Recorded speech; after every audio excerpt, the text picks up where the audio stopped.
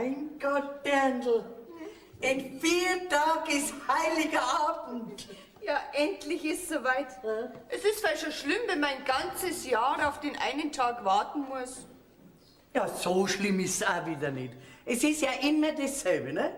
Der Papa, der kommt mit einem Rausch heim, weil er sich von seinem geliebten Stammtisch nicht trennen kann. Wir 2 warten dabei, ne? In der Zwischenzeit macht unser Zilli, die damische Köchin, einen Weihnachtsbraten. Und wenn er nicht angebrannt ist, dann haben wir Glück gehabt, dann können wir zwischen 9 und halb 10 essen. Du gehst dann sofort in die Mitternachtsmesse, weil du ja unbedingt deinen Kali treffen willst, von dem der Vater nichts wissen darf. Der Vater, der wird am Fernsehen schauen. Ich muss auch, ne? Ja, und wenn wir dann vom vielen Fernsehen eingeschlafen sind und dann wieder wach werden vom Schnarchen, dann gehen wir ins Bett. Ja. Und am nächsten Tag in der Früh sagt der Papa, mein Gott, war das wieder ein schöner heiliger Abend. Also. Da hast du schon recht, Mama. Aber das Schönste hast du vergessen. Was denn? Ja, die Bescherung. Ach, die Bescherung. Jetzt möchte ich wissen, was da Schönes dran ist.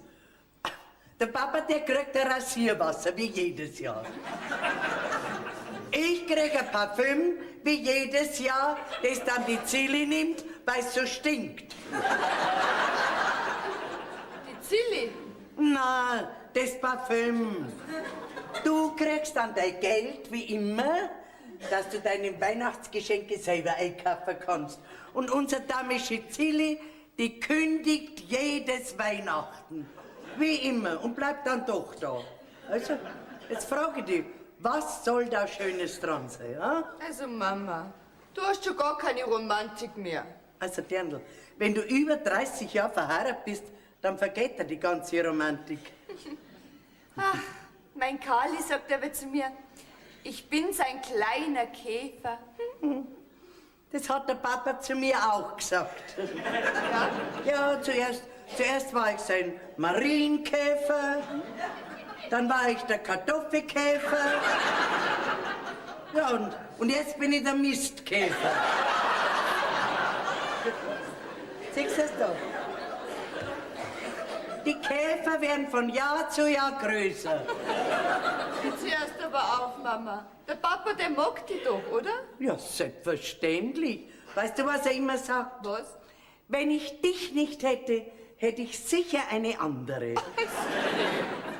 Du Mama, weißt du, was wir heuer am Papa zu Weihnachten kaufen? Was denn? Eine Krawatte. Eine Krawatte? Ja. Hast du deinen Papa schon mal mit einer Krawatte gesehen, ha? Ja, bei meiner Taufe. Anna, du, da bleiben wir lieber beim Rasierwasser, gell? Ja, ein rechter schönes Aftershave. Ha? Na. Schon eines fürs Gesicht.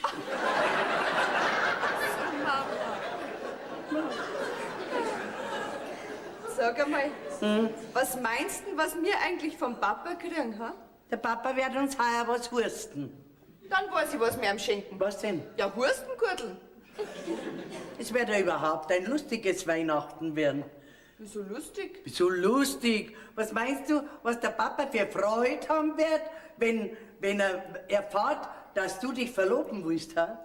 Einen Freudentanz wird er aufführen. Und wenn sich der Papa auf den Kopf stellt. Ich mag meinen Kali und heuer unterm Christbaum feiert ich Verlobung. Und den Christbaum. Ja. Wir möchten das machen. Warum? Warum hast du jemals erlebt, dass der Papa einen Christbaum kauft, der größer ist als wir 50 Zentimeter? Da müsst ihr euch im Liegen verloben. Unterm Christbaum, das ist doch bloß sinnbildlich gemeint. Außerdem bin ich der Meinung, Weihnachten ist das Fest der Liebe. Ja, da kann man doch der Papa gar nichts abschlagen, oder? Ja, höchstens Kreuz. Wenn er erfährt, was dein Verlobter für einen Beruf hat. Zoologe. Um Gottes Willen, sag ihm nur gleich, was das ist. Nicht, dass er meint, das ist ein Wärter vom Tierpark. Mein Karli studiert Zoologie. Und wenn der mal fertig ist, Mama, dann verdient er einen schönen Batzen Geld. So, und wann ist er fertig, hä? Ein paar Jahre dauert's noch. Ein paar Jahre. Das wird einen sauberen Kampf geben. Ja, mei. Es ist noch kein Meister vom Himmel gefallen, oder? Wo ist denn der Papa eigentlich? Also entweder in seinem Zimmer oder erst beim Wirt. Dann werde ich jetzt gleich einmal nachschauen, wo er ist. Ich muss ihn doch noch vorbereiten, wer am Heiligen Abend zu uns kommt, gell? Um Gottes Willen, du, da möchte ich aber vielleicht nicht dabei sein, gell? Warum denn? Was denn? Chefin!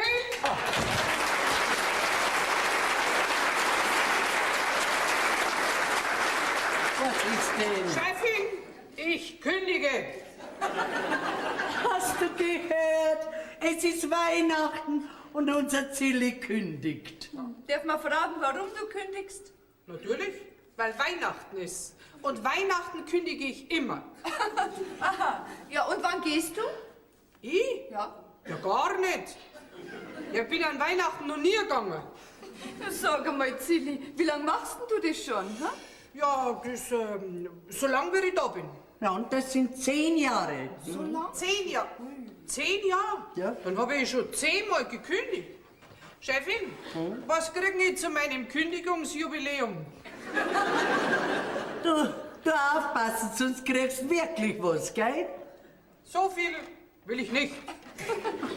Ja, weißt du, wenn ich zum ersten Mal gekündigt habe, da wollte ich ja wirklich gehen. Aber irgendetwas ist mir dazwischen gekommen. Na ja, und dann habe ich halt deiner Mutter gesagt, dass ich da bleib, gell? Und dann hat deine Mutter gesagt zu mir, Zilli hat's gesagt, Zilli, das ist das schönste Weihnachtsgeschenk, das du mir machen kannst. So, dann haben wir gedacht, das ist gut, das mache ich jedes Jahr und dann brauche ich ja nichts zu Weihnachten kaufen.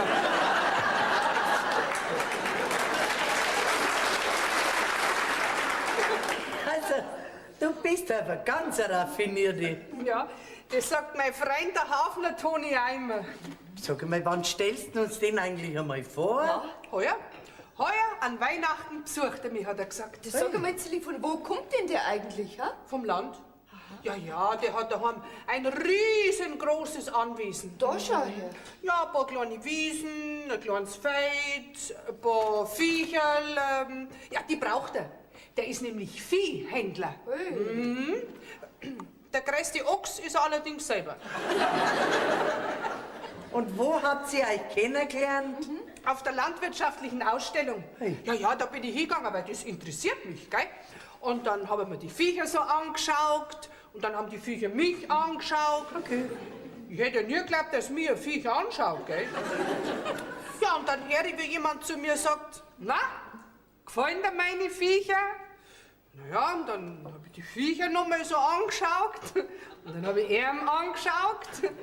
Ja, und dann habe ich ihm halt gesagt, dass mir seine Viecher gefallen und er auch. Und dann hat er mich angeschaut und hat seine Viecher angeschaut und dann hat er gesagt, wenn ich meine Viecher so anschaue, gefällst mir du auch. Ja, und seitdem sind wir beieinander. Mein Zilli, ja, das ist aber wirklich schnell gegangen, gell? Ja, ja, ganz schnell. Und im Winter heiraten wir noch. Was? Was? Ja, im Winter. Weil er gesagt hat, im Sommer, da ist sowieso so heiß, wo ihm ich doch immer so heiß mache. Drum heiratet er lieber im Winter. Oh, du, da kriegst aber einen gescheiten Mann. Ja, der ist ganz schön schlau da drum.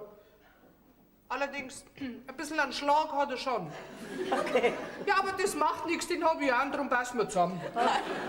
Zilli, ihr werdet euch ganz bestimmt zusammenraufen, ha? Natürlich. Also, ich sitze da umeinander und ratsch und dabei, Chefin, wollte ja eigentlich fragen, wie schaut's jetzt aus mit Weihnachten? Was kochen wir? Ja, was kochen wir? Also, ich hab mir vorgestellt, wir haben jetzt all die Jahre eine Gans gehabt. Richtig? Jetzt machen wir mal was anderes, nämlich... 2 Gänse. Warum 2 Gänse? Ja, weil mein Freund auch kommt und der hat einen Hunger. Sag einmal, Zilli, ja, hast du den vielleicht schon zum Essen eingeladen? Ja, natürlich. Der freut sich schon drauf. Na, also gut. Dann gibt es heuer wieder eine Gans, dass er Ruhe ist. Nein. 2 haben wir gesagt, gell? Tu nicht handeln. Also, dann fange ich jetzt an mit den Vorbereitungen und schreibe sofort alles auf. 2 Gänse, mei, da wird er sich freuen. Die Zilli ist schon gut, gell? Die ladet einfach ihren Freund zum Essen ein und fragt uns nicht einmal. Mein Gott, lass ihr doch die Freude. Außerdem, was willst du denn heute schon herrichten? Heiligabend ist doch erst in 4 Tagen. Du kennst das doch, wie es ist. Ja. Aber ich werde auf alle Fälle der Geschichte nachgehen, nicht, dass wieder einen großen Durcheinander reinbringt, gell? Mei, oh mei, oh mei. Jedes Jahr dieselbe Gaudi. Grüß dich Gott, Lisa.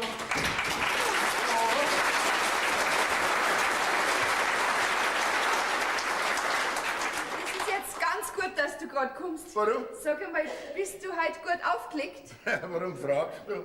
Weil ich dich was fragen wollte. Dann frag, dass du was lernst, gell? Ja, das sag einmal, Papa, jetzt Ja. ist ja bald Weihnachten, gell? Ja, eigentlich immer um dieselbe Zeit, gell? Ja. Glaubst du noch ans Christkindl? Wenn ich meine Taschentücher, Krawatten und Socken zähle, dann ja. Was schenkst du denn heuer der Mama zum Christkindl? Die Mama kriegt heuer ganz was Besonderes. Ja? Der kaufe ich einen Nerz. Was? Ja. So nobel? Ja. Mein Papa, da wird sie sich aber Na, freuen. das hoffe ich doch, ne? Sie müssen ja jeden Tag füttern, sonst geht er ein. Papa, na, du bist unmöglich. Oder ich habe zu der Mama schon oft gesagt, wir sollten uns gegenseitig nichts mehr schenken, sondern die alten Sachen aufbrauchen. Ne? Ja, aber das ist doch spannend, wenn man sein Backerl kriegt und keiner weiß, was drin ist. Ja, wenn man es nicht weiß, ist es schon spannend. Aber ich weiß es ja immer. Na, dieses Jahr nicht. Nein? Nein, da habe ich eine Überraschung für dich, Papa. So? Da wirst du schauen. Was denn für eine... Ja, das kann ich dir doch nicht sagen, sonst ist doch keine Überraschung mehr. Komm, hör doch auf mit Überraschung. Das Wort Überraschung allein ist schon eine Überraschung. Zum Beispiel du und deine Mutter. Ne? Warum? Also ich habe deine Mutter kennengelernt. Ich war noch im 7. Himmel, da war sie schon im 8. Monat. Ne? Ja, aber jetzt sind wir genau in der richtigen Richtung. Wieso? Schau mal, Papa, Ja? ich werde doch einmal heiraten, Ja, gell? komm, Kind, das hat doch noch Zeit. Ja, freilich hat es noch Zeit, aber den, wo ich heiraten möchte, Ja? naja, den muss ich doch auch erst einmal kennenlernen, gell? Das hat auch noch Zeit. Ne? Ja, schon. Ja. Aber ich habe mir gedacht, du weißt, heuer am Heiligen Abend, Ja. da ist es dann soweit. Was ist denn da soweit? Der Zeuginder. Was sagst man da? Ja, das heißt, das ist eigentlich mein Überraschungsbackerl für Also, dich. ja, aha. Den schaue ich mir aber ganz genau an. Und weh, er gefällt mir nicht. Na, dir muss er ja nicht gefallen. Ich möchte ihn doch heiraten. Nee, also da reden wir erst, wenn es mal soweit ist. Ne? Schon, Papa, aber wir haben noch ein Problem. Warum? Ich möchte nämlich unterm Christbaum schon die Verlobung feiern. Unterm Christbaum? Aha, ja, da haben wir noch sein. Wir haben noch keinen, ne? Ja, dann wird es aber höchste Zeit, dass du ihn bringst. Den bringe ich erst am Heiligen Abend. Da sind sie am billigsten, weil da sind sie froh, wenn sie alle losbringen. Ne? Mama hat schon recht, wenn sie sagt, jedes Jahr dieselbe Gaudi. Ja, Weihnachten ist ja ein Fest der Freude. Da muss doch ein Gaudi dabei sein. Was, Papa, ich geb's auf. Ja, gib's auf. Genau wie die Alte, genau wie die Alte, die Junge. Aha, ja. Mein Gott, hab ich Kopfe. Sei froh, Wieso? dann weißt du wenigstens, dass du einen hast. Hör bitte auf mit deinen blöden Witz. Ich weiß noch einen blöden Witz. Ja, und der wäre? Deine Tochter wird sich am Heiligen Abend unterm Christbaum verloben. Das ist kein blöder Witz, das ist eine nette Bescherung. Ja, da hast du recht. Da kannst du gar nicht mitreden, weil du gar nicht weißt, was eine Bescherung ist. Das weiß ich wohl. Okay. Ja, zum Beispiel, wie unsere Tochter noch ganz klein war und die Windel vollgeschaut hat, ne, da hast du jetzt mal gesagt, oh, das ist eine nette Bescherung. Kann man sich mit dir auch vernünftig unterhalten? Natürlich, bitte nimm Platz. Beim Sitzen redet sich leichter. Ne? Ja. Um was geht's denn? Ja, also, es kann sein, Ja. höchstwahrscheinlich wird die Zilli in der nächsten Zeit heiraten. Unser Deputy Köchin will heiraten. Ja, und da braucht man dann eine neue Köchin, ne? Das höre ich aber gar nicht gern. Wieso? Ich habe mich so an Ihren Fraus gewöhnt. Ist es jetzt, wie es ist? Wir brauchen auf alle Fälle eine neue Köchin. Ja. Du, dass ich die ganze Arbeit mache, das kannst du nicht von mir verlangen. Ich verlange von dir gar nichts. Ich weiß schon ein paar Jahre nichts mehr. Bitte keine Zweideutigkeit, ja? Wir haben von der Arbeit gesprochen. Ach ja, doch bloß du auf. Was? Du Heuchler, das darf ja nicht wahr sein. Du willst doch nur deine Bequemlichkeit. Und ich darf die ganze Arbeit im Haus machen. Ja, wie sich's ja für uns Frauen gehört, deiner Meinung nach. Du Macho. Da, nimm dir ein Beispiel an die amerikanischen Männer. Was ist mit denen? Das sind Hausmänner. Was? Die helfen ihre Frauen. Hausmänner, das ist ja nicht Lach, das sind Hauspantoffeln. Aber bitte, dann geh halt rüber nach Amerika. Du wirst schon einen finden, der dich mitnimmt. Du glaubst gar nicht, was sie für ein Klump mitgenommen haben nach Amerika. Da kann ich gar nicht lachen drüber. Was? Aber über dich lacht die ganze Straße. Warum denn? Ja, wie es dir die Augen nicht mehr raustreibt, wenn du die junge Briefträgerin siehst. Ist auch ein sehr hübsches Mädel, kannst du sagen, was du willst. Solche Augen. Aber bitte, du brauchst mich gar nicht anreden, deswegen lass mich bitte meine Ruhe. Ich kann auch nichts dafür, dass unsere Ziele gehen. Ne? Ich würde auch gehen, wenn ich mit dir nicht verheiratet wäre. Ne? Bitte, ich wollte dich nur vorbereiten, nicht, dass es uns so geht, als wir der Frau Dr. Kramer, ne? Warum ist denn der Frau Dr. Kramer gegangen? Ja, weißt du das nicht mehr? Die hat doch auch eine Köchin gesucht. Jetzt hat sich auch eine vorgestellt. So. Ja, wird dann die Frau Dr. Kramer, wie es die Zeugnisse gelesen hat, dann hat sie gesagt, aber sie waren ja in der letzten Zeit sehr kurz in jeder Stellung. Ne? Dann hat sie gesagt, also nach 8 Tagen war es das erste Mal, beim zweiten 3 Wochen und bei der dritten, da waren sie nur 10 Tage. Sag doch die. Also wissen Sie, da habe ich sehr, sehr großes Pech gehabt. Ja, die eine, die ist nach 8 Tagen an Herzasthma gestorben. So. Und die zweite, die hat sich nach 3 Wochen mit dem Auto verrennt. Ja, und die dritte, die ist nach 10 Tagen, hat's der Schlag getroffen. Ja. Hast du die Adresse von der? Die nicht mehr. Au, Alter! Unverschämter Kerl!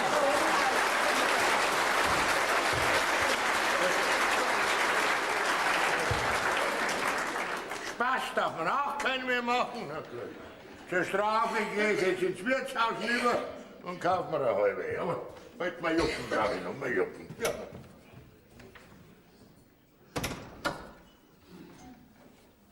Kali, komm rein. Wir sind allein.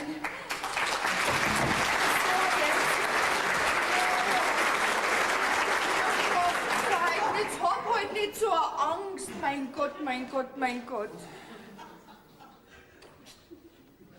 Da bin ich. Gott sei Dank ist dein Herr Vater nicht da. Wenn ich bloß an den heiligen Abend denke, wird mir schon ganz mulmig. Ach, Kali, jetzt sei halt nicht so Angst hast. Der Papa wird dich schon nicht gleich fressen.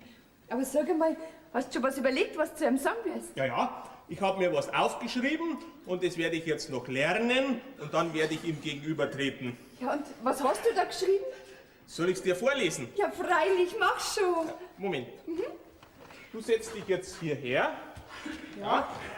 Du bist jetzt dein Vater. Ja. Und ich werde sagen, Moment. Werde ich sagen...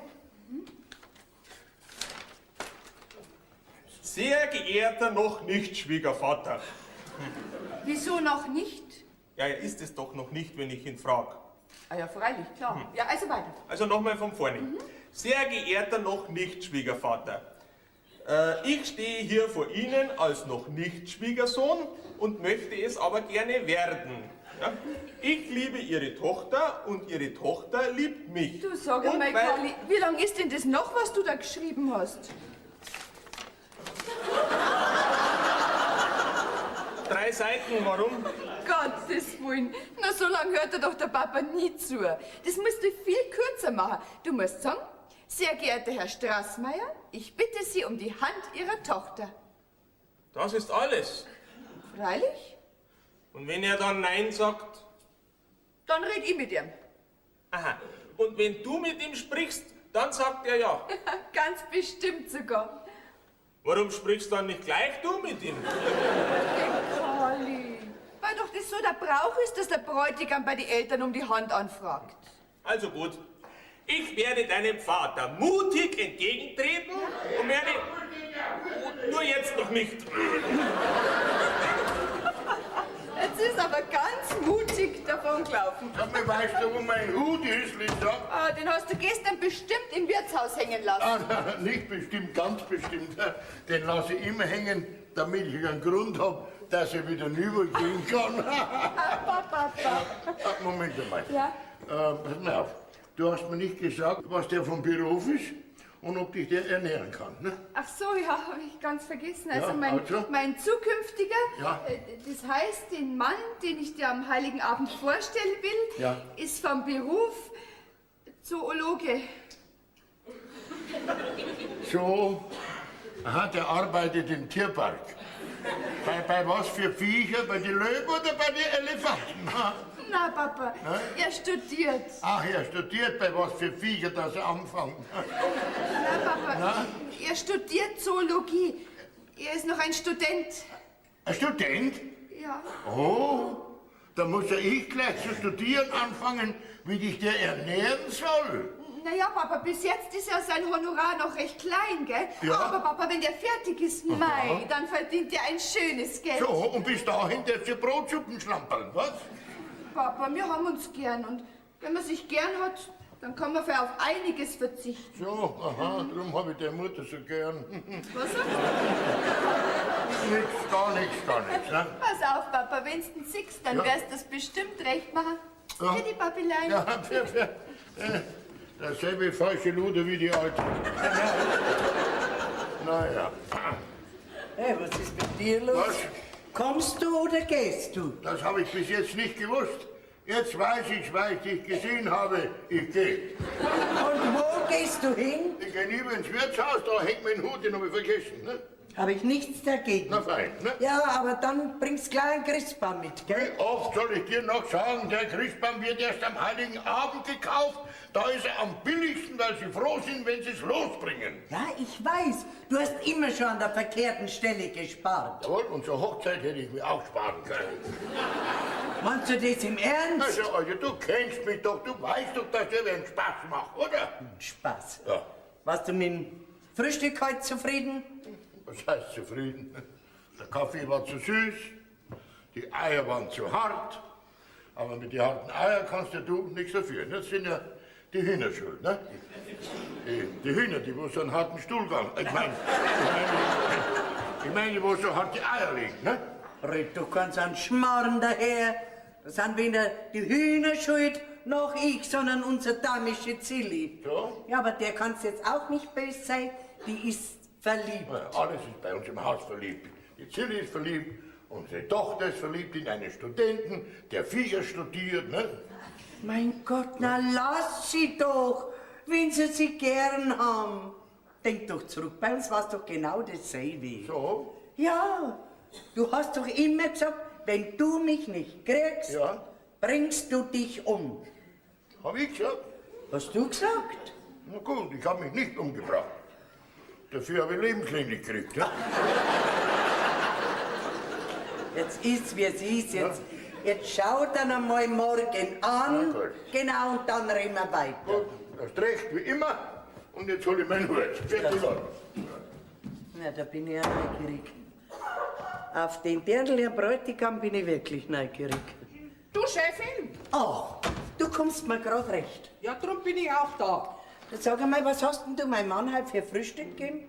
Frühstück? Ja. Ja, das, was er immer kriegt. Brot, Butter, Wurst, Kaffee, Eier. Der Kaffee war zu süß, die Eier waren zu hart. Ja, meine Chefin, wie ich den Kaffee gesüßt hab, da hab ich an meinen Toni gedacht. Und bei den Eier? Bei den Eier, da hab ich nicht auf die Uhr geschaut. Zilli, ich bitte dich um alles in der Welt. Pass heute ein bisschen auf. Du weißt ganz genau, wenn das Geringste passiert, dann schimpft mein Mann mit. Meine Chefin, wenn ich halt einfach immer an meinen Toni denken muss. Hey, wer kommt denn da? Das wird der sein, mein Toni, den kenn ich am Klopfen. Ich hab ihn doch herbestellt. Also ja, herein. Ja.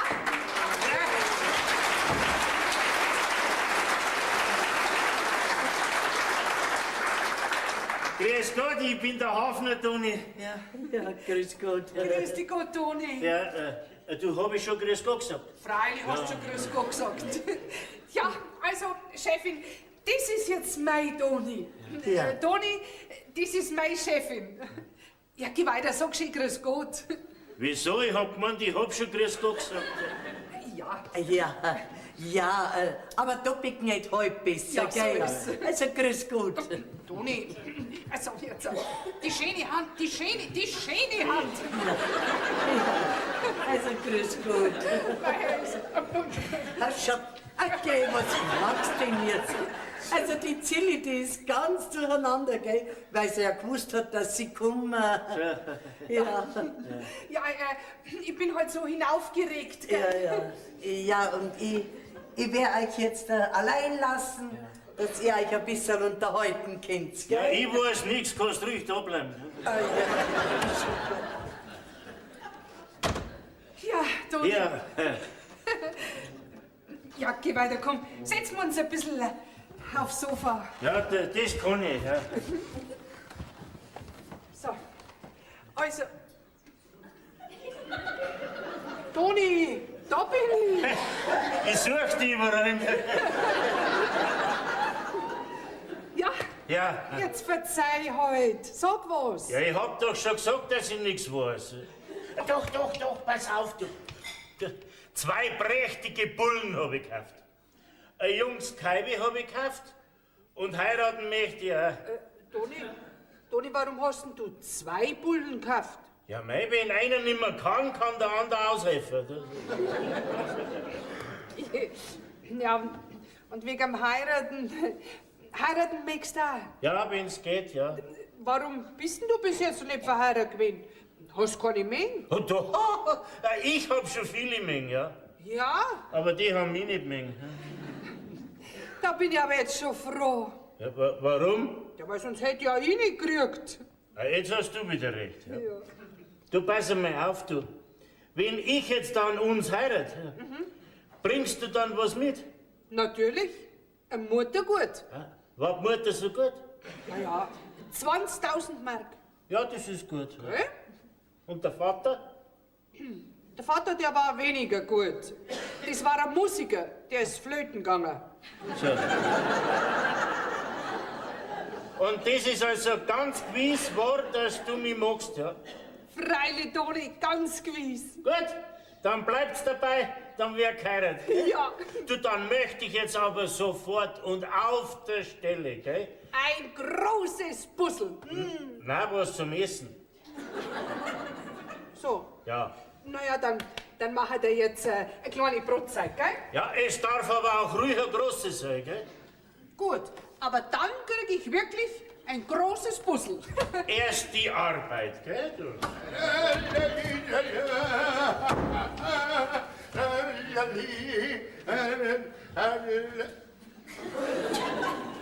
Grüß Gott, Grüß Gott. wer sind Sie? Ich bin der Bräutigam.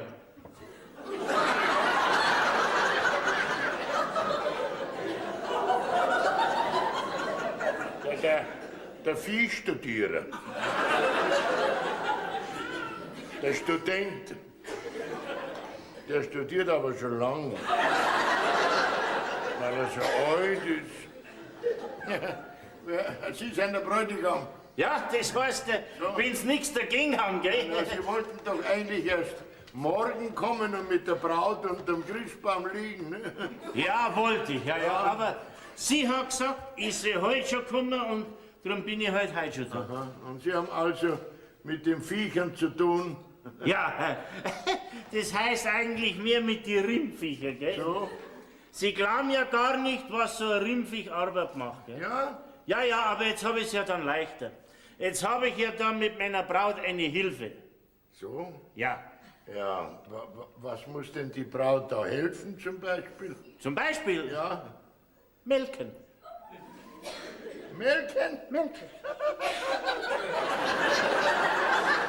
Melken! Was melken die? Die Löwen oder die Elefanten?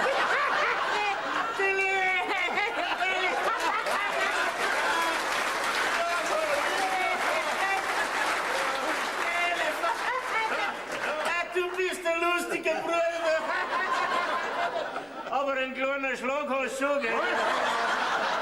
Telefon. Das ist ein frecher Kerl. Ja, der kriegt meine Tochter nie. Sieh, Ja? sagen Sie, was ich glaube, die Braut, die müssen Sie nur aus dem Kopf schlagen. So, und warum? Ganz einfach, weil ich als Vater nicht Ja sage. Was sind Sie, der Vater? Ja, Der Musiker, hä? Der Flötenspieler, hä? Der sein Kind allein lassen hat, hä? und den hat's erwischt. Du pass mal auf, du, gell? An deiner Stelle war ich ganz schön stark, gell? Mutter mitsamt dem Kind sitzen lassen. Ne? Den haben sie ganz frisch entlassen. Sie, sagen Sie mal, von wem und von was reden denn Sie da dauernd? Von meiner Braut?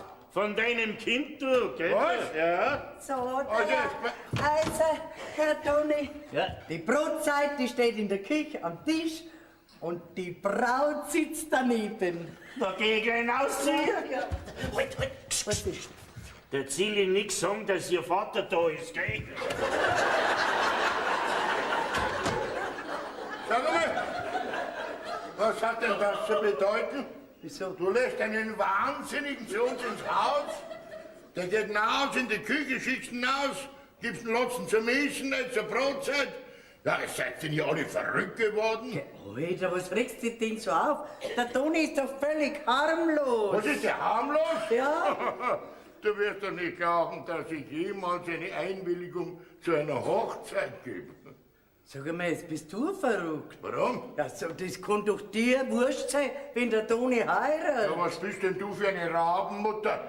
Was? Mir ist es nicht wurscht, wer meine Tochter heiratet. Da Alter, jetzt bist du am falschen Dampfer. Wieso? Der will doch nicht unsere Tochter Er hat heiraten. sich doch bei mir als Bräutigam vorgestellt. Ja, aber doch nicht von unserer Tochter. Ja, von wem denn dann? Von der Zilli. Der gehört zur Ziele. Ja. Ich sag das, die zwei passen wunderbar zusammen. Ja, du hast wie immer recht. Ja. Ich weiß auch schon, was bei diesen beiden auf der Hochzeitseinladungskarte stehen wird. Was denn?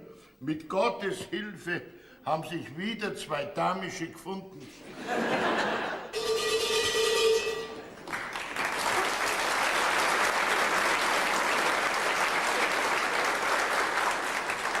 Also du, dem Papa hast du sagen sollen, wie der geschaut hat, wie der Toni gesagt hat, grüß Gott, ich bin der Bräutigam. Ja, das kann ich mir gut vorstellen. Ja, der Papa muss doch sofort gemeint haben, dass das mein Bräutigam ist. Ja, freilich. Und dann das blöde Gesicht vom Papa, wie ich reinkomme und sag, er soll hinausgehen und Brotzeit machen. Schade, dass ich da nicht dabei war. Oh, wo ist denn der Papa jetzt? Also jetzt schlaft er seinen Rausch aus. Ja, gestern hat er ja rüber müssen zum Wirt, ne? Hat er Ausrede gehabt, ist ja ganz klar. Und dann ist er mit einem Riesenrausch heimgekommen. Mama, ich sag das.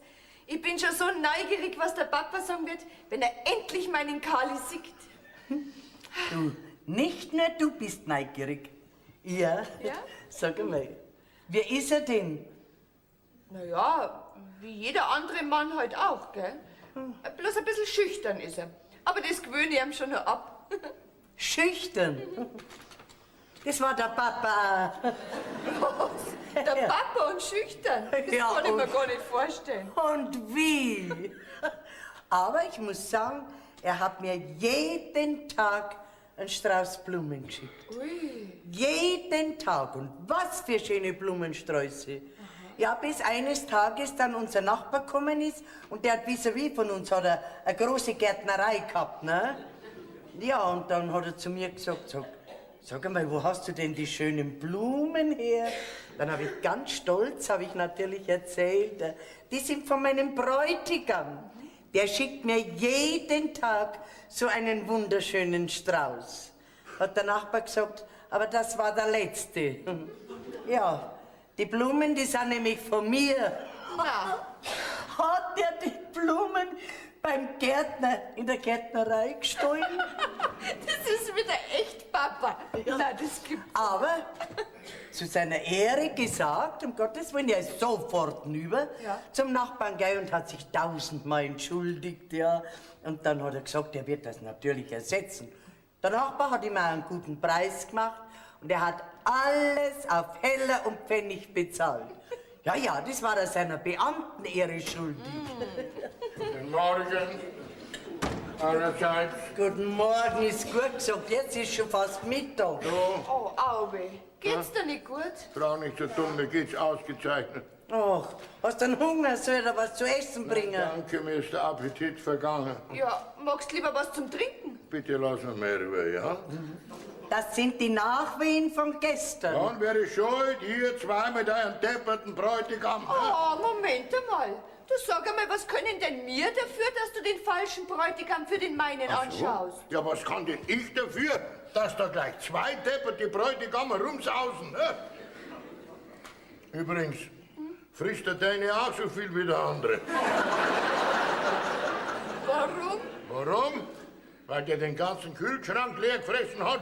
Na, Wie ich heimgekommen bin ich gleich wieder rüber zum Wirt, weil ich einen Hunger gehabt habe. Ne? Ja, und einen großen Durst. Das sowieso. also Papa, du brauchst keine Angst haben. Mein Bräutigam ist weniger als wie du. Ja. Aber das, was er nicht isst, Ja. das nimmt er mit heim. Ah, das, was er nicht frisst, nimmt er mit heim. Sagt mal, wäre es nicht vernünftiger, wir machen hier eine Suppenschule auf für hungrige Bräutigamer. Also ich muss sagen, ich bin auch schon dauernd am Überlegen, ob die 2 Gänse über die Feiertage reichen, ne? Was denn für 2 Gänse? Ja, schau, Papa, am ersten Weihnachtsfeiertag, da gibt's doch bei uns immer eine Gans. Ja, Gott gell? sei Dank, ich freue mich doch schon drauf. Ja, Papa, und dieses Jahr gibt's bei uns 2 Gänse. 2 Gänse? Warum gibt es heuer bei uns 2 Gänse? Ja, wir kriegen Besuch. Was, ein Besuch? Ja, wer denn? Sag's ihm du. Ja, also Papa, also die Sache ist es so. Ja. Ich hab mir halt gedacht, wenn ich dir meinen Verlobten einmal vorgestellt hab Ja. und du bist ganz begeistert von ihm, Begeistert? Ich, dass ich nicht lache. Aber bitte nicht weiter. ja, da hab ich mir halt gedacht, ach, dann lad ihn doch gleich am ersten Weihnachtsfeiertag zum Essen ein. Das ist der, der nicht so viel frisst. Ja. Und das, was er nicht frisst, nimmt er mit heim. Ja, Dann ist die erste Gans weg. Daher die zweite Gans. Ja, es kommt aber noch ein Besuch. Noch einer? Ja, wer denn? Sag's ihm du. Was? bitte Papa, aber wenn ich dir das sage, reg dich nicht auf. Bitte nicht aufregen, gell? Ja? Es ist der Zilli, ihr Bräutigam. Was? Der Kühlschranklehrer? Papa, ich hab doch gesagt, du sollst dich nicht aufregen. Oh, mein Kind, ich reg mich ja nicht auf. Ich studiere nur krampfhaft nach, wo hier die nächste Gänsefarm ist. Ne? Darfst du nicht glauben, wenn der Zilli, Kühlschrankfresser kommt, dass bei uns 2 Gänse reichen? Ne? Wieso wäre ich überhaupt nicht gefragt, ob ich auf Weihnachten einen Besuch haben will? Ja, wir hätten dich schon gefragt. Ja, wenn es zu spät gewesen wäre, wenn ich nicht mehr Nein hätte sagen können. Aber ihr werdet euch täuschen, ich sage Nein. Na, Papa, das kannst du nicht machen. Wir haben die 2 schon eingeladen. Dann lass es wieder aus. Ach, Papa, Was? du kennst doch meinen Bräutigam noch gar nicht. Es genügt, wenn ich einen kenne. Also, jetzt ist er Ruhe, jetzt red mal ich. Ja, Herrschaftszeiten, glaubst denn du, dass ich mich blamier? Wegen dir? Nix da. Wir haben die 2 am ersten Feiertag eingeladen zum Essen. Jawohl. Ja. Und sie will ja Verlobung feiern und dann wird der Bräutigam der Familie vorgestellt. Aber der Kühlschrankfresser kommt ja gar nicht in unsere Familie. Aber das ist doch der Verlobte von unserer langjährigen Angestellten, von der Zilli. Und das verlangt schon der Anstand, dass wir den mit einladen. Jetzt pass mal auf. Jetzt ist er Ruhe. Kein Wort mehr. Das war gleich.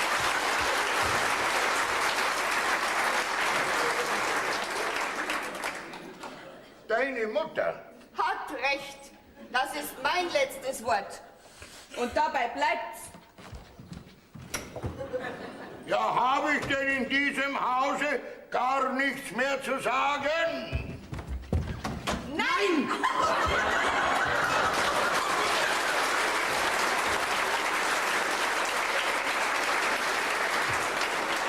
Na, dann kann ich nur noch sagen, frohe Weihnachten. Mei, Herr Straßmeier, gut, dass ich Sie sehe. Was? Ich muss mir bei Ihnen bedanken, weil mein Bräutigam kummer der von Weihnachten, weil sie einen eingeladen haben. So, habe ich das. Ja, Sie sind überhaupt so ein netter Mann. So bin ich das. Was glauben Sie, was ich alles mitgemacht habe, bevor ich zu Ihnen hergekommen bin? Ja. Also zuerst habe ich mich mal auf ein Inserat gemeldet, das Ja. ein Herr aufgegeben hat. Und da ist drin gestanden in diesem Inserat, Ja. alleinstehender, gehobener Beamter sucht junges Mädchen für alles Mögliche. Ich war auch mal Beamter. Haben Sie auch immer alles Mögliche gesucht? Nein, ich habe alles Mögliche gleich gekriegt. Also, naja, auf alle Fälle habe ich meine Zeitung genommen und bin da hingegangen. Ja. Gell? Und dann habe ich gelitten. Was und hast dann, du? Gelitten habe ich. Du hast geläutet. Gelitten hat der Herrgott. Na, der hat nicht aufgemacht. Was? Naja, Ja. auf alle Fälle, ich habe halt auf diese Klingel gedrückt, Ja. gell? Und dann hat der aufgemacht und dann habe ich gesagt, grüß Gott, Sie suchen ein junges Mädchen. Ja, hat er gesagt. Haben Sie es dabei? Dann habe ich ihn aber sofort aufgeklärt, gell, dass ja ich dieses junge Mädchen bin. Ja. Und dann hat er gemeint, so, ich habe geglaubt, Sie sind die Mutter. Bei dem bin ich nicht geblieben. Ein echter Beamter. Ja, dann bin ich halt gegangen. Ja, und dann? Und dann bin ich zu Erna gekommen. Ja. Und da gefällt es mir wirklich gut. Und So. darum tut es mir jetzt richtig leid, wenn ich heute jetzt heirate, dass ich nah weggehen muss von da. Ja, der Bräutigam kommt ja Weihnachten zum Essen, habe ich gehört. Ja, Sie haben ihn ja eingeladen. Ja. Ja. Und recht Hunger hat er auch, habe ich gehört. Ne? Ja, viel Hunger hat er. So. Meinst du, dass 2 Gänse reichen, wenn dein Bräutigam kommt? Also ich bin mir nicht sicher und darum glaube ich, mache ich vorsichtshalber auch noch seine Lieblingsspeisen. Und was ist das? Reiberdatschi, Krautwickel und Kässpatzen. Apfelteufel. Jetzt habe ich auch keinen Kopfweh mehr. Also, Silly, weißt du was? Ja, Ich Chef? gehe lieber zum Wirt. Ja. Wenn meine Frau fragt, wo ich bin, sagst du, ich bin zum Wirt übergegangen. Ganz einfach, gell? Ist schon recht, Chef. Aber Chef, gell, Ja. komm uns bitte nicht wieder mit einem Rausch heim, weil sonst sperrt Ihre Frau wieder die Schlafzimmertüre zu. Dann schlafe ich wie immer im Fremdenzimmer. Wenn's meiner... Halt, Chef! Was? Bitte schön, vergessen Sie nicht, wir haben immer noch keinen Christbaum. Jetzt fängt die auch noch an. Käse, Spatzen und Krautwickel. Pfui, Teufel. Er ist halt wirklich ein netter Beamter. Ach, mein... Ja, herein? Ja! Kuckuck! Ich hab erst gedacht, dass das du bist. Ich kenn dich ja schon am Klopfen. Ich wollte eigentlich bloß fragen, wie es dir geht. Dankeschön, mir geht's gut. Und wie geht's dir? Ja, dann geht's mir auch gut. Ja. Hast du denn Hunger? So was darfst du mich nicht fragen. Hunger habe ich immer. Also, wenn wir jetzt einmal verheiratet sind, Ja?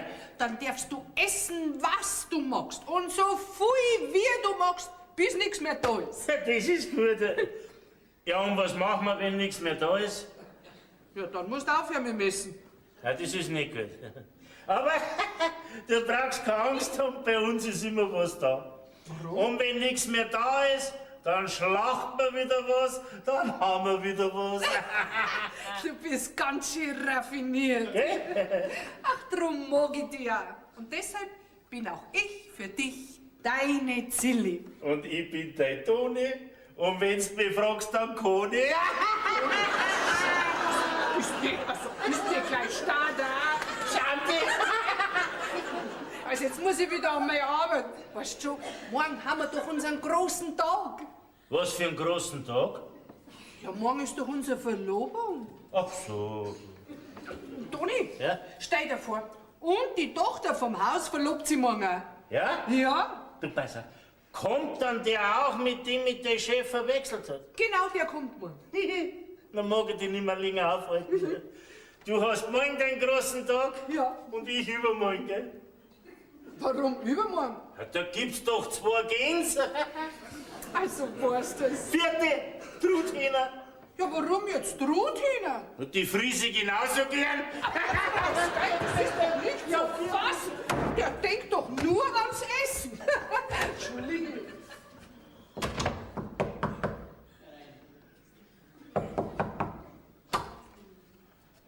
Aha, niemand da. Also gut.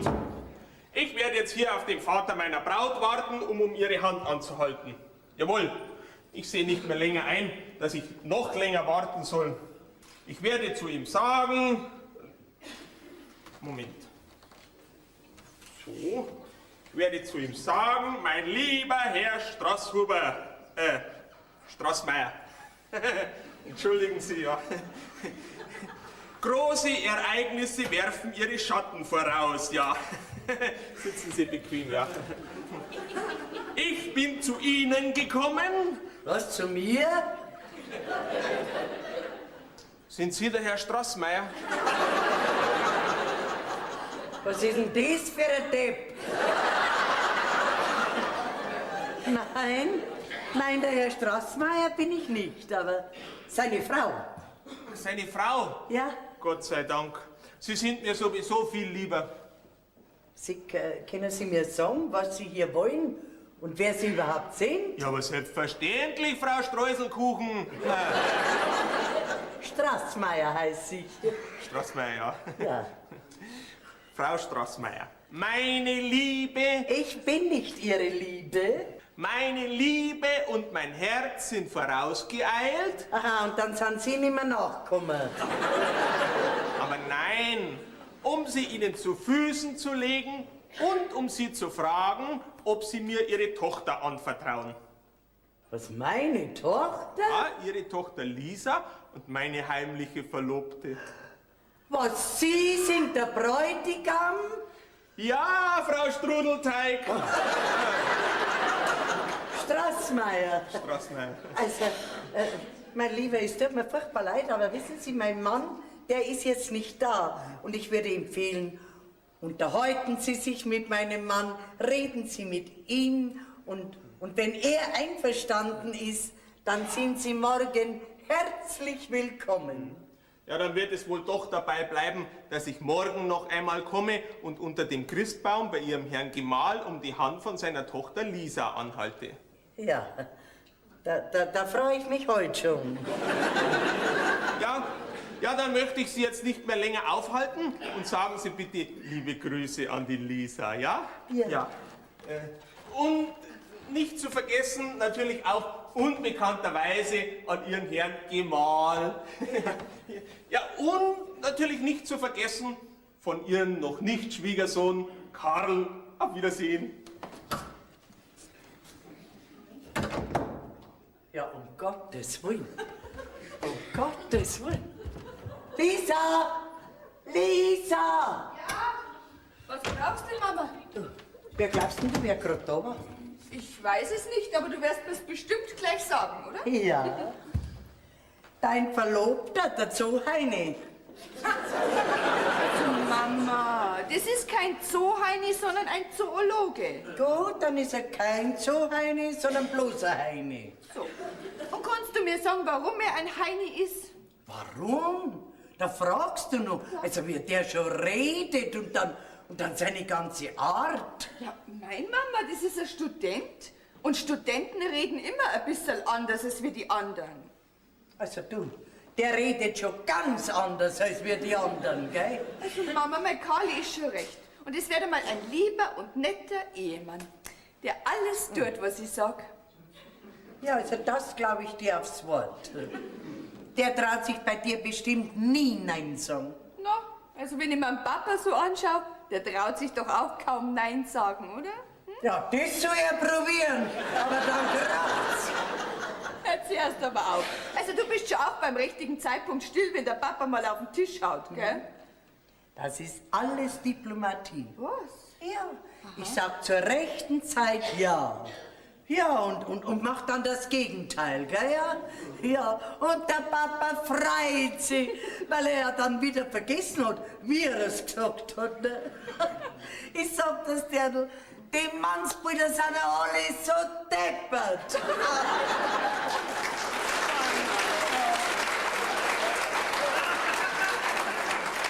Aber du sag einmal, wo ist denn der Papa jetzt? Mei, hoffentlich bringt er jetzt endlich den Christbaum mit. Och, morgen ist doch unser großer Tag, gell? Aber was anderes? Was? Wo stellen wir denn den Christbaum hin? Ins Gästezimmer rein. Ja, da ist ja der Tisch schon gedeckt mit der schönen Weihnachtstischdecken. Ja, und das schöne Porzellanservice habe ich raus. Und den Christbaumschmuck. Ja, wenn der Papa einen Christbaum bringt, können wir ihn schmecken. Und wo hast du die Weihnachtsbackerl hin? Ha? Herrn, Was? die habe ich so gut versteckt, die findet keine Menschenseele. Dann ist schon gut. Ja? Chefin, schau mal, jetzt habe ich im Speicher die Backerl gefunden, kann die mir? Ja, sag mal, meine Weihnachtsbackerl. Also der Dotschen kommt doch überall.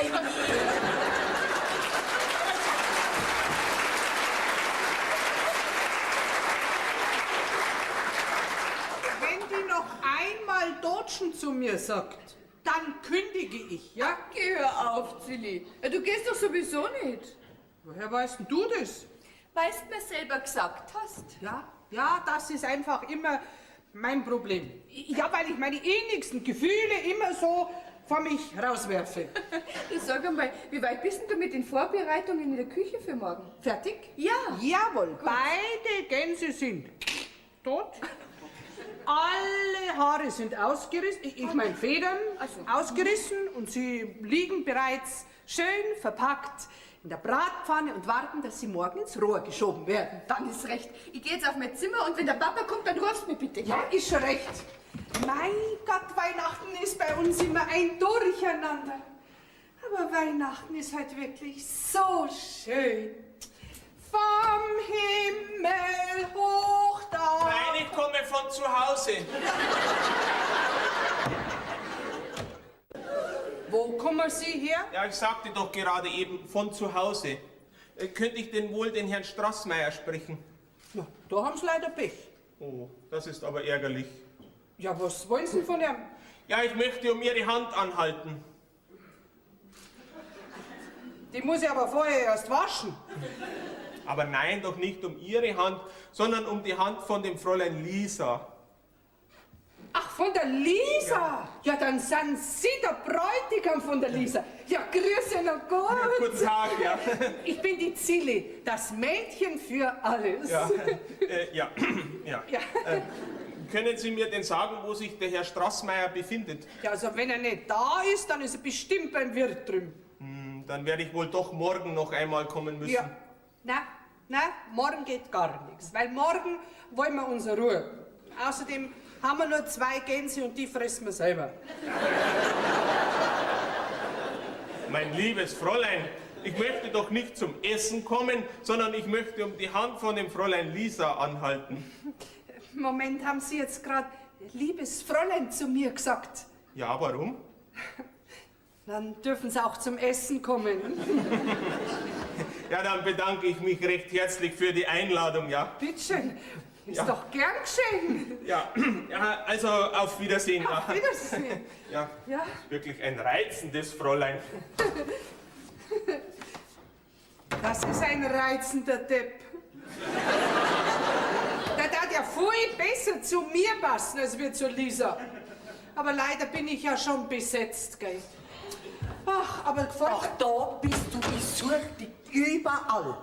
normalerweise bin ich auch immer überall. Nur jetzt im Moment hat mich gerade der Bräutigam aufgehalten. Was, der Bräutigam? Ja. Da muss ich schauen, ob der Kühlschrank leer ist. Was Na denn? klar, Chefin, nicht mein Bräutigam hat mich aufgehalten, sondern der Bräutigam von der Lisa. Was? Ja, und so wie der ausschaut, frisst er nix. Der war da?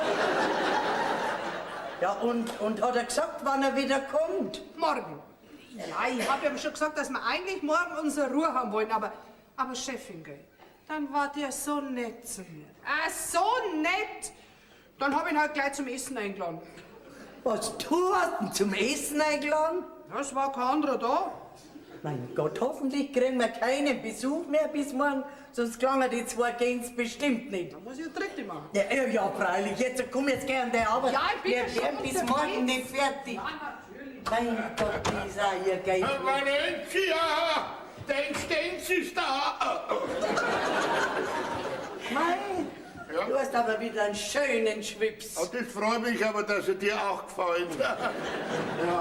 Na, sag mal, wie viel Halbe hast du denn wieder drungen? Ja, ich bin ja nicht ins Wirtshaus gegangen, damit ich die halbe zähle, oder? Hast du einen Christbaum mitgebracht? Wie oft soll ich dir das noch sagen? Morgen ist Heiliger Abend und morgen kommt der Christbaum. Ne? Weil er mal billiger ist. Ich sag dir nur das eine. Was? Wehe, wenn du keinen Christbaum kriegst. Sag mal, soll das eine Drohung sein? Nein, das ist mein So, Ernst. dann ist was anderes. Ja. Übrigens, Ja. der Bräutigam, der war schon zweimal da. Dann sei so gut und füll den Kühlschrank auf. Nein, nicht der Bräutigam von der Zilli, sondern dein zukünftiger Ach, du Schwiegersohn. meinst der Löwenbändiger? Ja, Was will er denn? ja, er wollte um die Hand von der Lisa Der anhalten. kann es auch nicht erwarten. Ich hätte auch noch ein bisschen warten sollen. Ja. Ja, komm, hör auf. Du kannst dich beschweren. Du darfst ja jeden Tag die Hand so drücken, dass du mich gekriegt hast. Ich mach sowieso jeden Tag eine Faust. Mei, wenn ich damals nicht aufs Volksfest gegangen war, Ja. hätten wir uns ja sowieso nicht kennengelernt. Das war ein Glückstag für uns, gell? Aber wo wir uns kennengelernt haben, das weißt du nicht mehr, Das weiß gell? ich sogar ganz genau. So, wo denn? Vor dem Kasperltheater. Ja. Was? Und das haben wir heute noch. Du bist das Krokodil und ich der Kasperl. Ja, und dann haben wir uns getrennt. Ich bin heimgegangen und du in die Geisterbahn. Alter, Ja, du gehst jetzt auf und tust dich ins Bett legen und schlafst deinen Schwips aus, gell? Und dann reden wir weiter. Und dann gnade dir Gott. hoffentlich ist er nicht daheim. Der ist wieder gut aufgeregt. Gegensatz zu mir. Ja, das war mir schlecht. Die Wurst von gestern hätte ich nicht essen sollen. Ah, die Wurst hat mir gar nicht gut getan. Mir ist das ganze Abendessen aus dem Gesicht rausgefallen. Und alles ins Bett. Mein Bett schaut aus wie die Windeln von einem kleinen Kind. Ja, ist mir schlecht. Wie gut, dass ich das Fremdenzimmer zugesperrt habe, dass die Alte nicht rein kann, sonst wird der Teufel los. Ah, Papa, das ist gut, dass du da bist. Was? Du, ich wollte jetzt gerade das Fremdenzimmer sauber machen, aber da ist Ja, zugesperrt. das ist auch gut so. Ja, kannst du mir sagen, warum da zugesperrt ist? Ja, da ist was drin, was nicht jeder sehen soll. Ne? Mei, ist das eine Überraschung? Ja, so was Ähnliches, ja. Zur Bescherung? Ja, eine nette Bescherung. Ja. Sag mal, Papa, ist das was für mich? Na, ja, glaube weniger. Ja, oder ist was für die Mama? Die hätte erst eine Freude. Oh Gott. Geh, Papa, Ja, jetzt sag mir's halt. Sei doch nicht so neugierig und lass mich mal in Ruhe, bitte. Also gut, den einen Tag kann ich ja auch noch abwarten. gell? Eben, ja. Papelein, Ja. hast du das schon eingepackt? Was? Was habe ich eingepackt? Naja, wenn man jemanden überraschen will, Was? dann macht man doch ein Backerl, bevor man es verschenkt. An dem Backerl hätte keiner eine Freude. Was sagst du? Nix, sag ich, jetzt lass mich halt mal. Also gut. Du, Mama und ich gingen noch ganz schnell was einkaufen für morgen, gell? Ihr geht noch zum Einkaufen? Ja. Das trifft sich ausgezeichnet. Ja, lasst euch Zeit, bis ihr gar nicht zum Heimkommen. Gell? Ich weiß auch ganz genau, warum. So, warum denn? Du willst dein Geheimnis noch einpacken, gell? Ja, sowas Ähnliches, ja. Ja, dann viel Spaß beim Einpacken. Ja, Für ja, dich. für die Gott. Hat die eine Ahnung, Mädel. Jetzt muss ich schnell das Bett abziehen und sagen. Du, Chef, sagen, David, du. Das seid nicht du, Chef, sondern Sie, Herr Chef. Ne? Alles klar. Gut. Sie, du, Herr Chef, Ja. Gut, also. ich brauche unbedingt den Schlüssel von dem Fremdenzimmer. Zu was denn? Ja, weil die Chefin gesagt hat, ich soll es putzen. Jeder braucht das Schlüssel, da kann niemand rein in das Zimmer, da ist was drin, was niemand was angeht. Ne? Aus. Ach so? Was? Ach, da schau her. Aha. Ich kann mir schon denken, was da drin Nein, das ist. glaube ich weniger. Ne? Also, Herein! oh, der schaut so klar. Er im Kini! Mein Bräutigam. Der Bräutigam ist da, gell? Ja. Gut, also, mach den Kühlschrank auf. Ne? Ich möchte entschuldigen, ich muss in die Reinigung. Ja. Ja, Herrschaftszeiten, so ein Pech, hä? Was ist ein Pech? Jetzt darf man den Kühlschrank aufmachen, jetzt hab ich keinen Hunger. Yeah. Aber weißt du, was ich hab? Hä? Ich hab was vergessen. Was hast du denn vergessen? Ich wollte ja vorhin eigentlich noch ein Busserl haben, gell? Aber das kriegst du. Halt, halt. Das kriegst du bei mir in der Küche. Komm, weil die brauchen nicht alles sehen.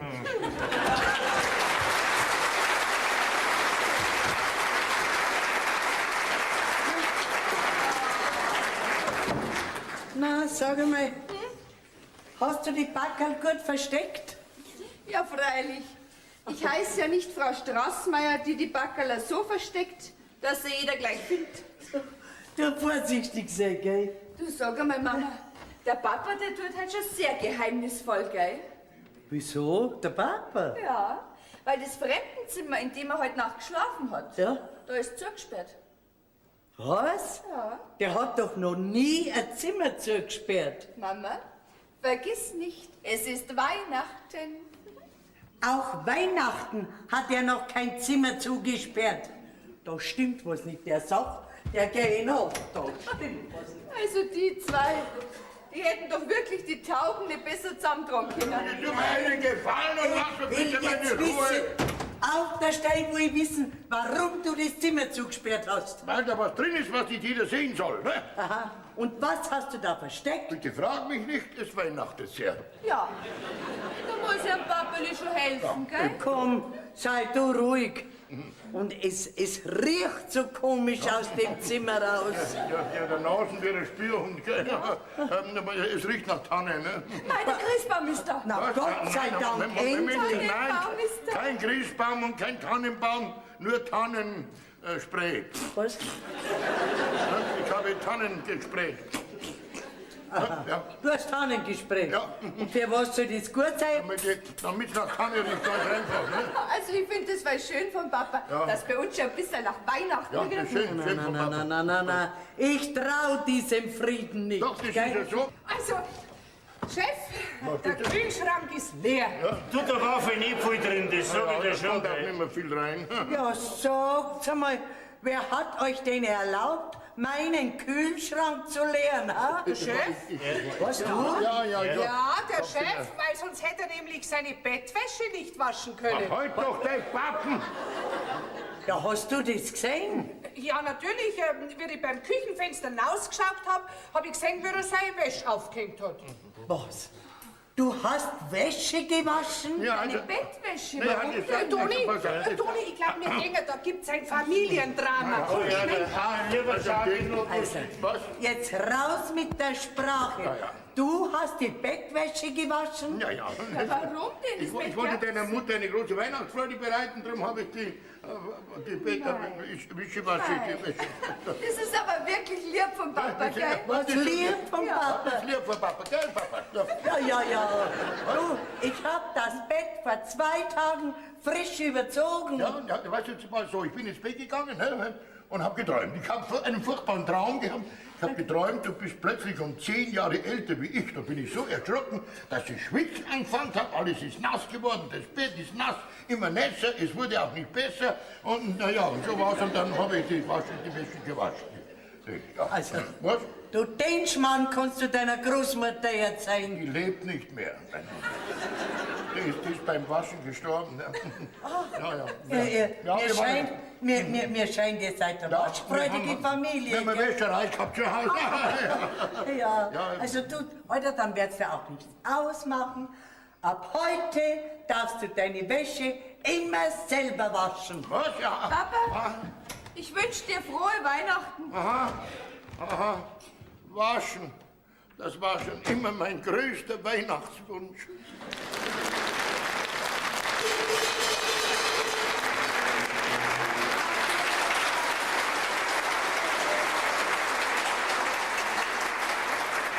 Bravo.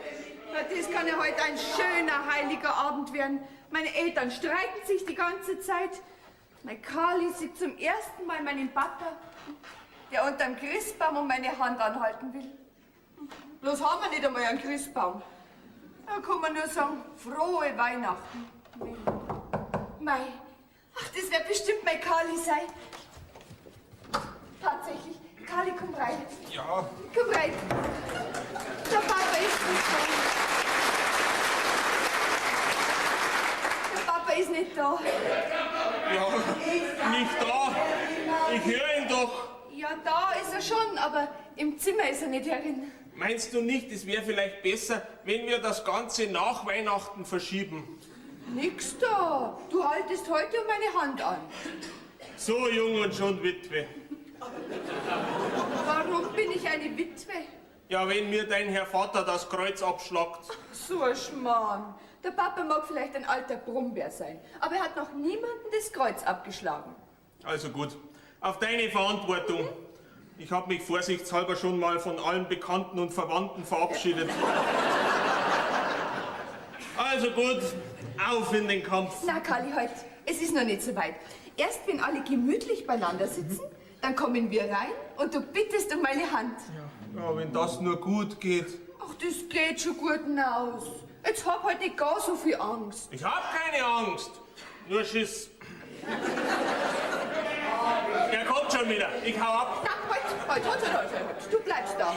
Du bleibst da und wirst dich verstecken. Verstecken? Ja, wo denn? Wo? Ja, das ist... Wo soll ich mich verstecken? Da, guck, da in den Schrank rein. Was? Hier? Da gehst du jetzt rein. Nein. Doch, und wenn es soweit ist, dann hol ich dich wieder raus. Gottes Willen. So, und jetzt halt die Luft an, gell? So, zumachen. Ach, jetzt geht der Schlüssel nicht. Hören aus mein Handy, ist ja nicht so fassen und unterbrochen. Okay, Papa, was war denn schon wieder? Deiner Mutter immer dasselbe. Wenn ich sage schwarz, dann sagt sie, es ist weiß oder umgekehrt, ne? Babelein, jetzt reg dich nicht so auf. Was? Da schau her, jetzt setzt du dich auf deinen Platz. Okay.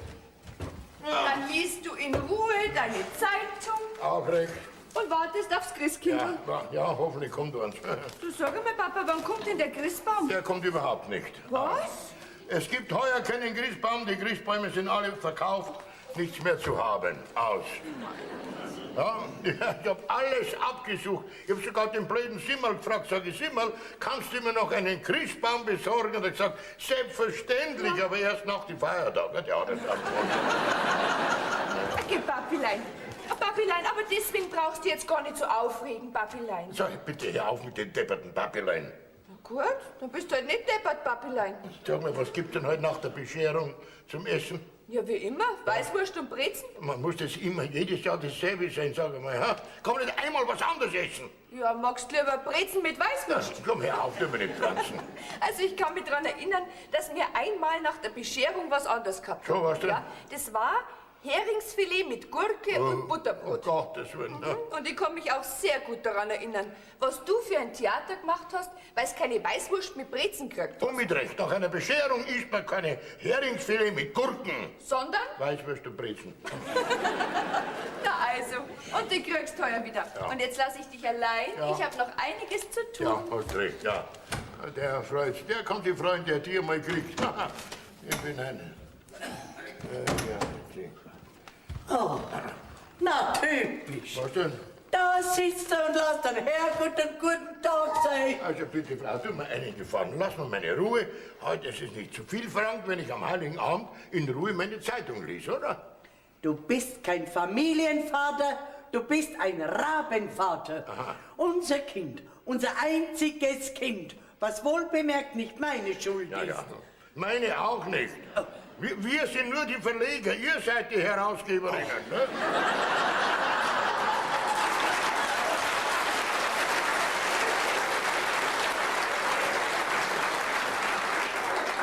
Unser Kind hat heuer keinen Christbaum. Ja, da kann man aufgehen. Die ist 25 Jahre alt, ne? Jetzt hat 25 Jahre einen Christbaum gehabt, hat am 26. eben keinen Christbaum. Und warum hat sie im 26. keinen Christbaum? Weil es keinen mehr gegeben hat, das habe ich nicht wissen können, sonst hätte ich den alten von voriges Jahr aufgehoben. Ne? Heute in der Früh um 8 Uhr bist du weggegangen, um einen Christbaum zu kaufen. Ja. Am späten Nachmittag kommst du zurück, ohne Christbaum. Heute in der Früh hätte es sicher noch welche gegeben. Da hast du recht, da hat es auch noch etliche gegeben. Ne? So, und warum hast du dann keinen gekauft, du Trottel? Meinst du mich mit dem Trottel? Ja, selbstverständlich ist ja sonst keiner da. Also wie gesagt, heute früh hat es noch genug Christbäume gegeben. Aber da habe ich nicht gewusst, was für eine das ich nehmen soll. Da hat mir die Wahl so wehgetan. Ne? Ach, hättest doch irgendeinen genommen. Du nimmst ja sowieso immer das Schlechteste. Darum haben auch wir zwei geheiratet. Mein Gott. Weihnachten ohne Christbaum. Der Gedanke schmerzt mich. Na, dann denk nicht mehr dran, dann ist der Schmerz weg. Keinen Christbaum, Ja, keinen Lichterschein. ja, Mein armes Kind. ja, Ist das vielleicht eine Weihnachtsstimmung? ja. Doch, was man nicht da widersprechen. Ich habe nicht widersprochen, ich habe sowieso immer Ja gesagt. Ne? Ja. Du, Mama, du in der Küche Das, braucht man noch. Gott sei Dank, dass du da bist. Da schaut er deinen Vater an. Schau ihn dir an. Er sitzt da und liest Zeitung. Plötzlich ertönte ein Rauschen und das Christkind steigt zur Erde hernieder und... Gib dir Watschen. Also Kind, ich bin am Überlegen, ob ich dir jemals meine Einwilligung gebe zu einer Heirat. Ja, Mama, weil du gerade vom Heiraten sprichst. Ich warne dich vor allen Männern. Sie sind gemein und egoistisch. Ja, also allen Respekt vor deinen Erfahrungen, Mama, aber es gibt bestimmt noch Ausnahmen unter den Männern. Ausnahmen? Ausnahmen? Ich habe deinen Vater auch für eine Ausnahme gehalten. Oh, welche Enttäuschung. Da, schau ihn dir an. Kein Gefühl für eine Stimmung. Unsere Not lässt ihn kalt. Ach, Mama, der Papa ist doch... Ein ganz anderer geworden. Jawohl, das werden alle Männer nach der Hochzeit. Vorher umschwärmen sie dich, bis sie uns zarte Lilien geknickt haben.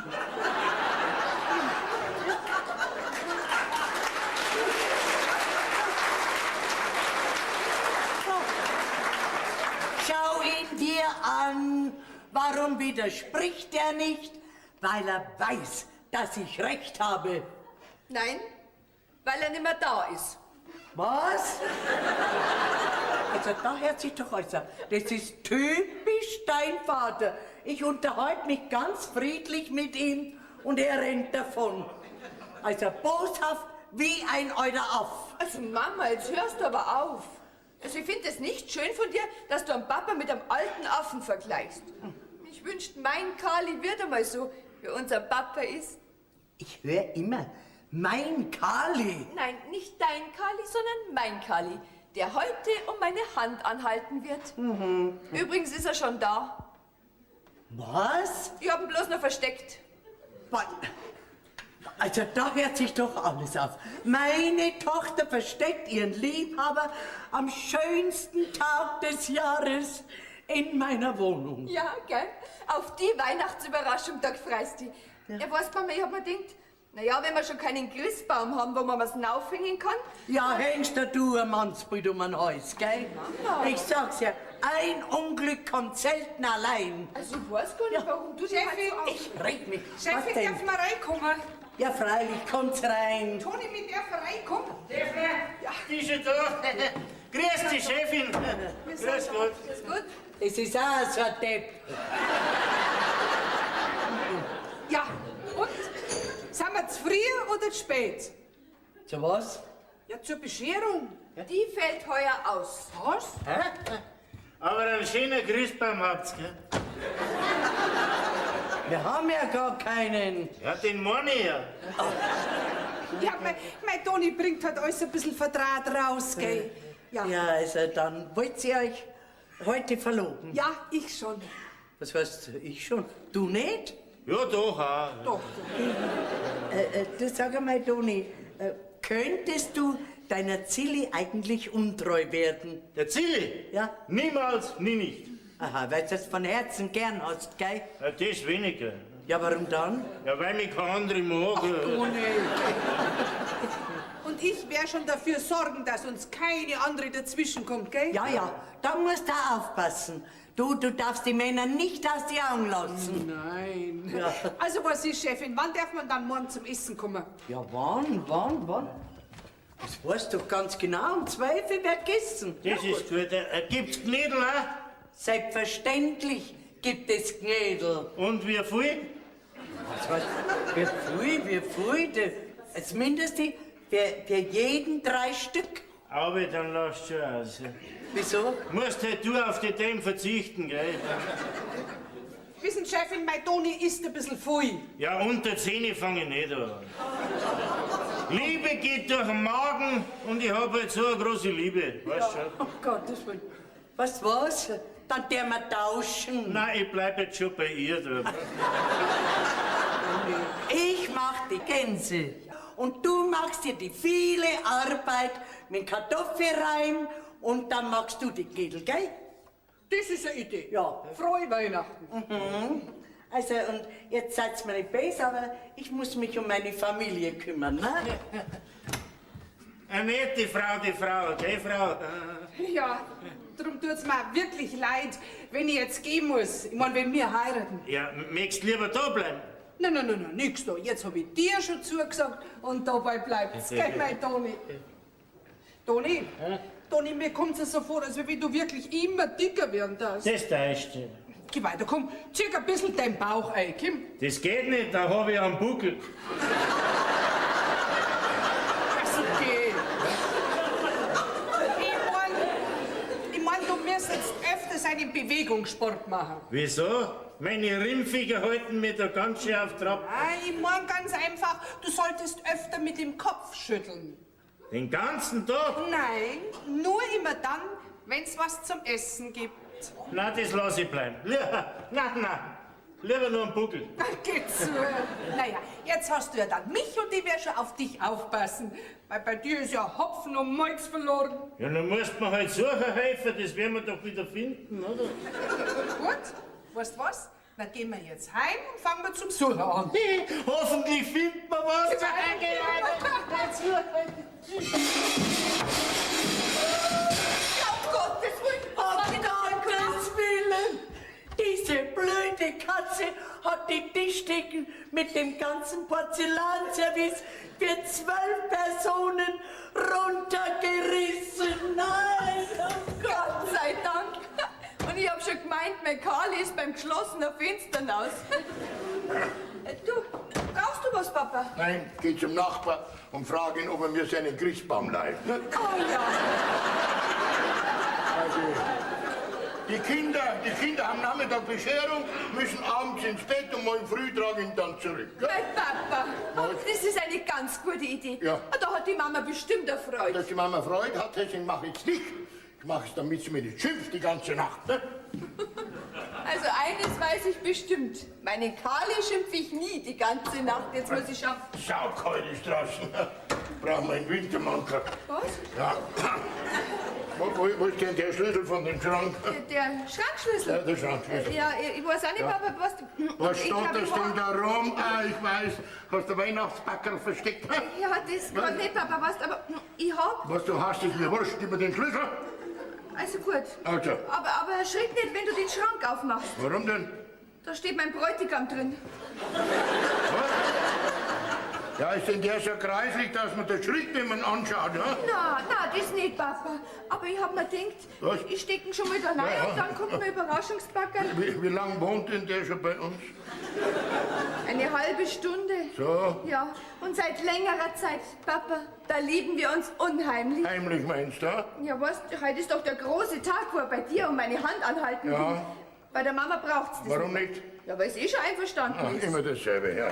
So, und deine Hand will er anhalten. Und Ja. alles andere hat er sich von selbst schon genommen, ha? Ich sag's ja, hab ich seit einer halben Stunde einen Zimmerherrn, der da noch gar keine Miete bezahlt.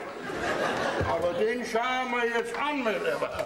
So, jetzt kommen wir mal raus da. Ja, warte bis so, jetzt. Oh! Ja, Verzeihen Sie. was puzzeln denn Sie mich ab? Soll ich da einfach nochmal Ich dachte, es wäre meine Lisa. Was? Ja, ich hatte ihren Schmalzlergeruch zu spät bemerkt. Ist der so stark, ha? Ja, es ist zu ertragen. Wesentlich penetranter allerdings ist ihr Alkoholgeruch. Was? Ach, das ist ein frecher Kerl, mein Lieber. Sie sagen Sie mal, wollen Sie die Hand von meiner Tochter oder wollen Sie die meine im Gesicht haben, ha? Oh, Papa, bitte, Papa, sei ihm nicht böse. Aber schau, mein Karli ist grundehrlich und sagt nur das, was er sich denkt. Aber er bringt so gemein raus. Wie ist das mit Ihrem Beruf? Ich bin Privatdozent und Zoologe. Ich schreibe über das Familienleben der Kamele. Aha. Sie schreiben also sozusagen über die verheirateten Kamele. Aber Herr Straußeneier, Straßmeier heiße ich. Straßmeier, aber Kamele heiraten doch nicht. Ja, das meinen Sie. Nur Kamele heiraten. Wie heißen denn Sie? Gestatten? Karl Spanholz. Ach, das noch. Also passen Sie auf, Herr Sperrholz. Spanholz, bitteschön. Sie können meine Tochter haben. Danke, Papa. Ich danke Ihnen auch recht herzlich. Moment, ich bin noch nicht fertig. Sie können die Hand von meiner Tochter haben. Aber natürlich unter einer Bedingung. Wie es der Wunsch meiner Tochter ist. Verlobung unter einem Christbaum. Schauen Sie, dass Sie einen Christbaum herbringen, dann können Sie meine Tochter haben.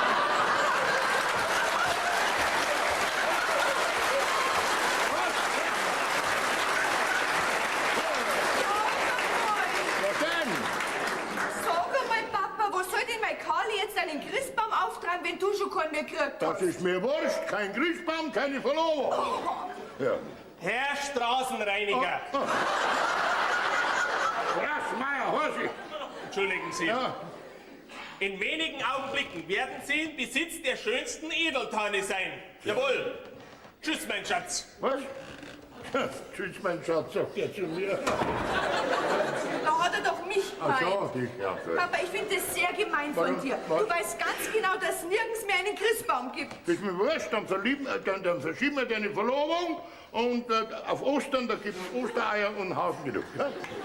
Die Mama hat schon recht, wenn sie sagt, du immer mit deinen blöden Witzen. Ja, jetzt warte doch mal ab. Er hat gesagt, er bringt die schönste Edelkanne.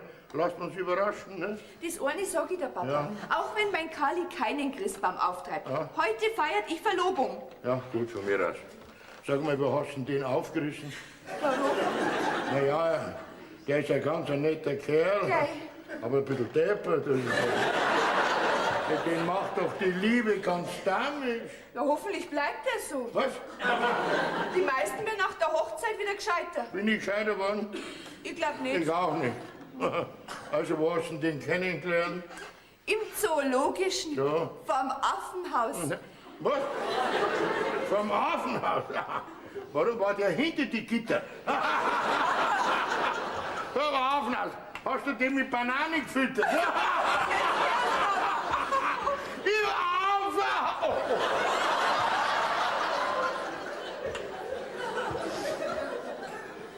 Ich bin erschüttert. Warum denn? Das Porzellanservice. Ja. 2 Glasblumenvasen. Ja. Die Venus mit dem Glückshorn. Ja. Der ganze Weihnachtsschmuck in 1000 Scherben. Und alles wegen der Katz. Du meinst, alles war für Katzen? Es kommt noch schlimmer. Sagt die Frau Wimmer. Die Flasche mit dem echten Jamaika-Rum ist auch kaputt. Was? Ja, so ein Hund, diese Katze. Ha? Also, das ganze Zimmer stinkt nach Rum. Ich bin von dem Geruch ganz benommen.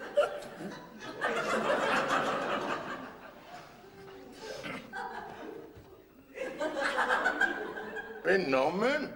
Psuffer bist?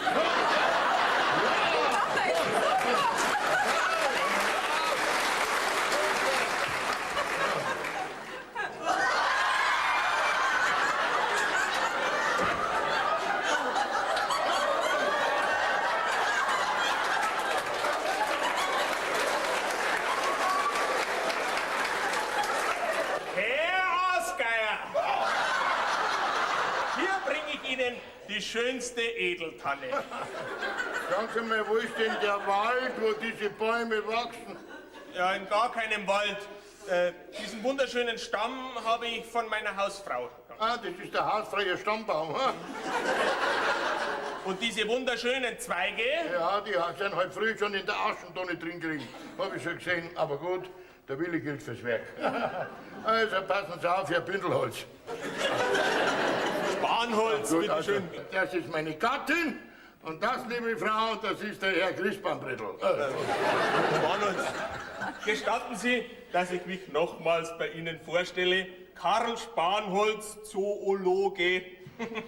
Ja, ich hätte nicht gedacht, dass ich noch so eine junge und gut aussehende Schwiegermutter bekomme. Das ist ein Pharisäer. Ha? Ein Schwindler. Ach, sei doch du ruhig, mein lieber Schwiegersohn. So wie Sie sollen.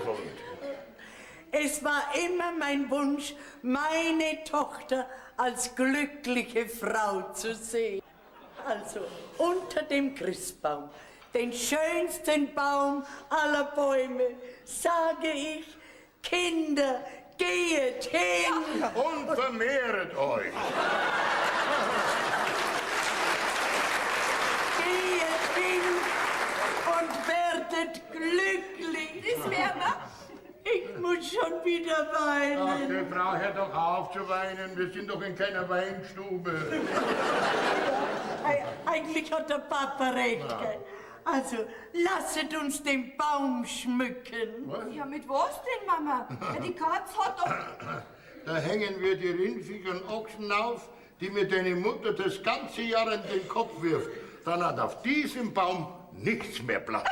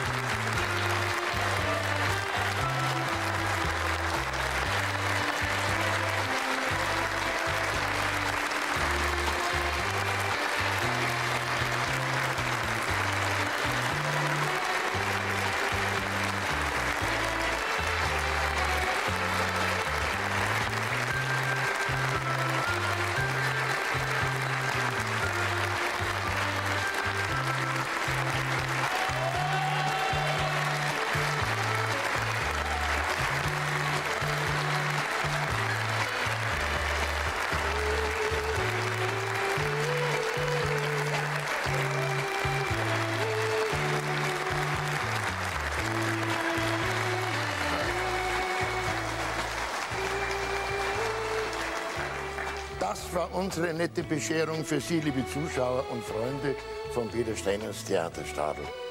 Ihnen daheim wünschen wir allen ein friedliches Fest und frohe Weihnachten!